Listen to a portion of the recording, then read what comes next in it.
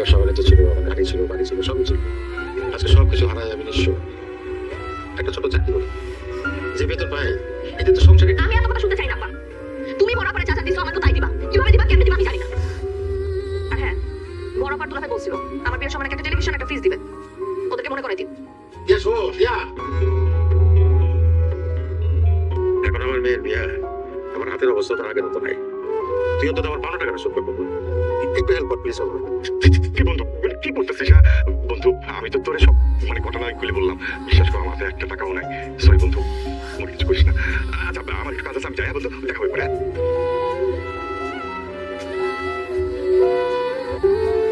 আসসালামু আলাইকুম। আমাকে ডাকছেন? কয়টা বাজে ঢুকছেন? 12টা শেষ। 12টা অফিস আসলে তো অফিসের 13টা বেজে যাবে। আপনি কাজেও বেশ অমনোযোগ। তাছাড়া অন্যদের কাজের স্পিডের সাথে আপনার কাজের স্পিড বেড়ে যাবে। এভাবে চলতে থাকলে অফিস কি শুধু শুধু আপনার চেহারা দেখে স্যালারি দেবে? সরি স্যার, ভুল হয়ে গেছে স্যার, এরকম আর হবে না। ঠিক আছে, এমন বলতে তো বারবার না হয়, এই জন্য আপনাকে ডেকেছি। আপনি বয়স্ক মানুষ, তাই ওয়ার্নিং দিন।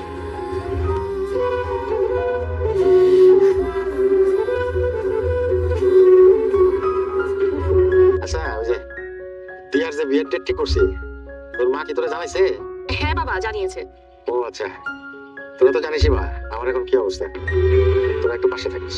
হ্যাঁ হ্যাঁ বাবা, পাশে তো থাকবোই, তুমি কোনো চিন্তা করো না। তবে তোমার জামাইয়ের ব্যবসার অবস্থা খুব খারাপ। গতকাল রাতেই ওর সাথে এসব নিয়ে কথা হচ্ছিল। ও বললো যে এখন কিছু করতে পারবে না। আর দিয়াকে তো বিয়েতে টেলিভিশন আর ফ্রিজ দেওয়ার কথা ছিল, এগুলো মনে হয় এখন আর দিতে পারছি না, কিছুদিন পরেই দিয়ে দিব। ও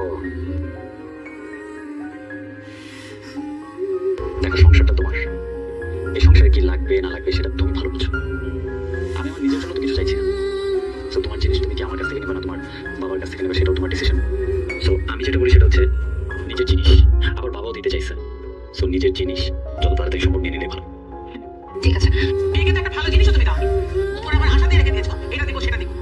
অশান্তি যদি না থাকতে তাহলে কি আমরা করতে পারতে? আজকে আমার মেয়ের এই অবস্থার জন্য তুমি দায়ী। হ্যাঁ আব্বা, আমি তোমার সব কথা বুঝতে পারছি। কপালটা আসলে আমারই খারাপ। ওরাপু না চাইতে সবকিছু পেয়ে গেছে, আর আমি শ্বশুর বাড়ি চাইতে না চাইতে আমার কথা শুনতে হইতেছে। আমি তো চাও তোমার কাছে কিছু পাইতেছি না, পাইতেছি। আপনার কি অবস্থা আমাকে বলেন তো? জি আলহামদুলিল্লাহ ভালো স্যার।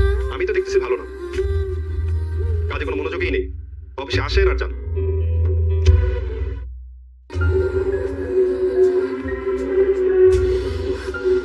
জানেরা, জানেরা, আসো খাই।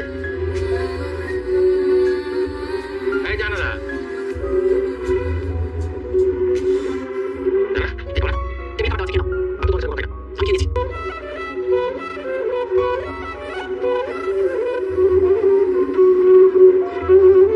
আমি তো স্যার, তোমাকে বলে দিই।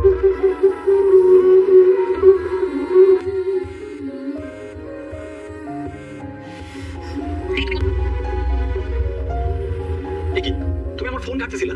আমি কি এখন আমার হাজবেন্ডের ফোন ধরতে পারবো না? না পারবো না, কোনো ছাড়া কারো ফোন ধরা অবশ্যই। আচ্ছা, এটা অভদ্রতা। আর ঘরে বউ রেখে অন্য মেয়ের সাথে সম্পর্কে জড়ানো কি বলবো তুমি? ভদ্রতা? তোমার ফোন না ধরলে আমি জানতে পারতাম না যে তোমার মতো একটা বাজে মানুষ বসবাস করে। তুমি ঘরে বউ রেখে অন্য মেয়ের সাথে সম্পর্কে জড়াও, লজ্জা করে না? মুখ সামলে কথা বলো। সম্পর্কে জড়াইছি মানে না জানা না একটা কথা বলবো। কি জানি না আমি। তোমার ফোনে ফোন আসছে, আমি নিজে ফোন করছি, তুমি কি বলতেছো জানি না, সবকিছু জেনে আমি বলতেছি। এক তো ছোট লোকের মতো তুমি আমার ফোন ধরছো, আবার বড় বড় কথা বলতেছো। এসব শিখা না, পরিবার থেকে আসে বুঝছো? খবরদার পরিবার নিয়ে কথা বলবা না। আর আমার ফ্যামিলি ছোট, তোমার ফ্যামিলি খুব ভালো। অবশ্যই ভালো, আমাদের একটা সম্মান আছে। তুমি কি বলতে চাইছো? আমার ফ্যামিলির কোনো সম্মান নাই। আমি না কিচ্ছু বলতে চাচ্ছি না, আমি শুধু বলতেছি আমার বিরক্ত লাগতেছে, আমি এখন বেরো। হ্যাঁ হ্যাঁ, আর বাইরে সম্পর্কে জড়ালে ঘরের বউকে তাকে বিরক্ত লাগবেই, তাই না? আর তুমি কোথায় যাবে এখন? কোন মেয়ের সাথে দেখা করতে চাও? আমি তো তোমাকে দেখতে দিব না কোনো মেয়ের সাথে দেখা করতে। এবার একটু বেশি বাড়াবাড়ি হচ্ছে। আচ্ছা তুমি কি চাও, ওই সিনক্রেট করি, তোমার গায়ে হাত তুলি? এটা একটু বাকি রাখো, এটা বাকি রাখছো না? যাও না, আমিও দেখি তুমি কি করছো।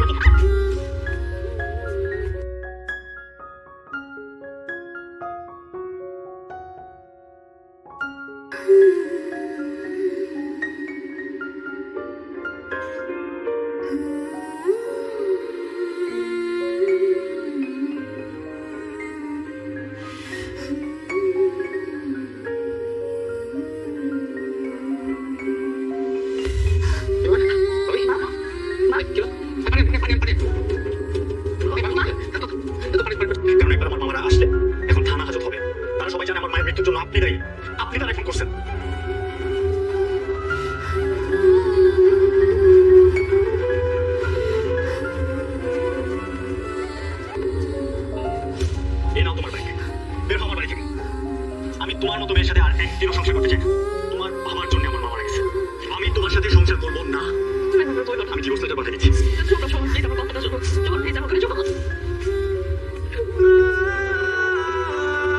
আসসালামু আলাইকুম বস, আমার ডাকছেন?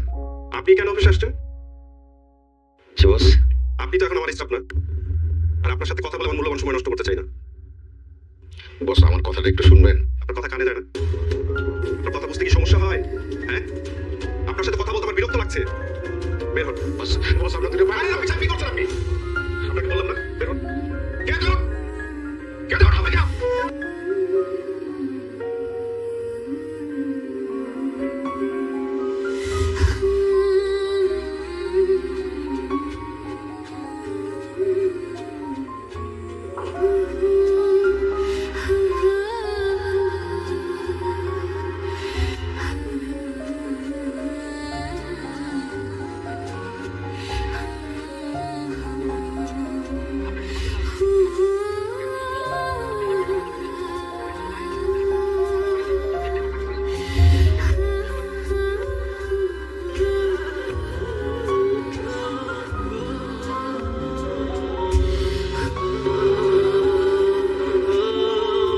ইমা, হ্যালো বাবা, মানে ওই তোর বাসায় আসতেছি, আজকে রাতটা তোর এখানে থাকবো।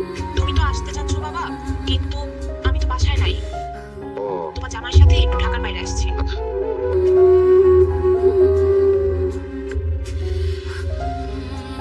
তুমি তুমি এখানে কেন আসছো?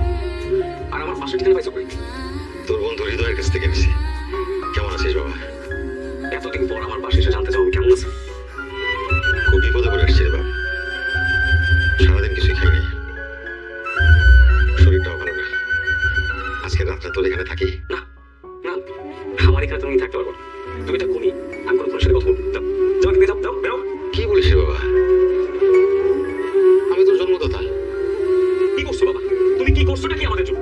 যখন যেটা চাইছি সেটা পাই না, সবসময় অভাব নামে একটা নাটক বানায় রাখছো। ওটা অযোগ্য বাবা। যেখানে খুশি সেখানে যাও, আমার বাড়িতে কোনোদিন আসবে না। যাও। ব্যথা সয়ে সয়ে হৃদয়ে গেছে কয়ে, যন্ত্রণা শুধু সে গেল যে বয়ে। বাবা রে, আমি তো একজন বয়স্ক মানুষ, তোমার বাবার বয়সী। এই রাত করে আমি কোথায় যাবো বাবা?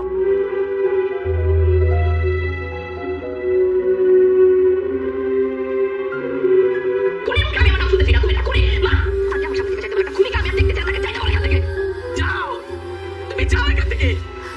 দেখতে না তোমার মেয়ে তোমাকে সত্যি করতে পারতেছে না। তুমি যাও, তোমার দোয়াই লাগে, তোমার চেহারা আমরা দেখতে চাই না। তোমার চেহারা নিয়ে আমাদের সাথে আর কথা